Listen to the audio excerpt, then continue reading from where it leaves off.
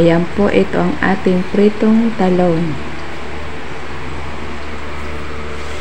At ito naman po ang ating pritong tilapia. At ang manok na tira po kagabi ay ininit ko lang. At meron din po tayong steam na talbos kamote. Ito na po, luto na ang ating ulam. Kainan na. Kain po tayo. Ayan ang talong, pritong tilapia, at ang ating talbos kamote.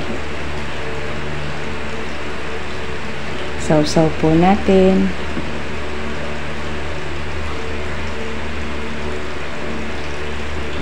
Ang ganda po ng sikat ng araw ngayon.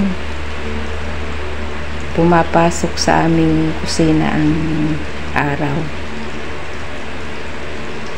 Saktong-sakto sa mukha ko. Ang sarap po kapag ganito ang ulam, mga steam.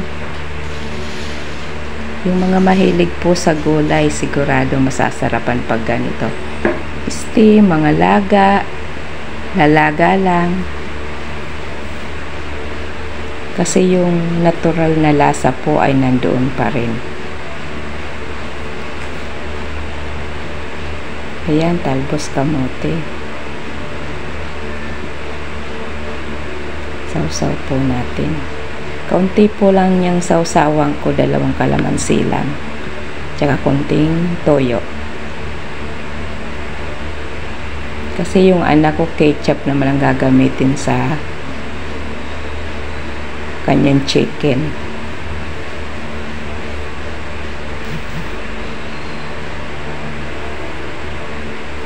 Maraming salamat po sa aking mga subscriber, sa mga viewers.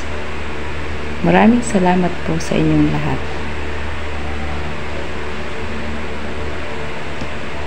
Kain po tayo.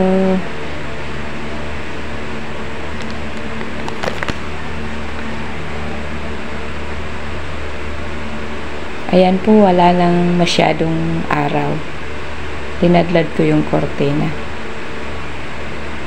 Paminsan-minsan na lang pag hinahangin ang kortina. Ayan, papasok ang araw.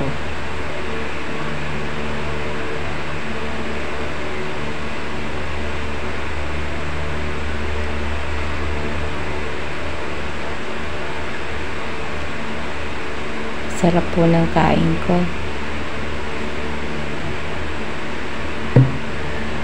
Ayan, talbos kamote po.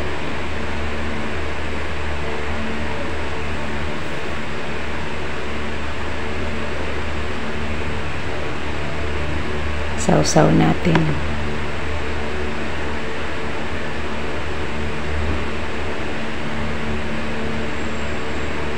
Ayan. Lunukin muna ang nasa bibig.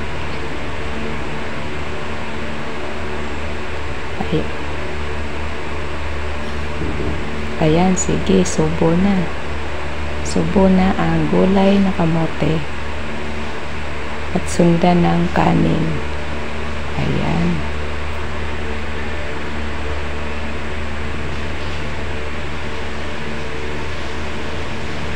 At sausaw din po natin ang talong.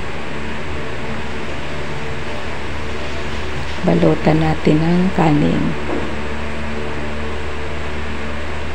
Ayan, ang sarap po ng kain pag ganito ang ulam. Thank you for watching. Please like and subscribe.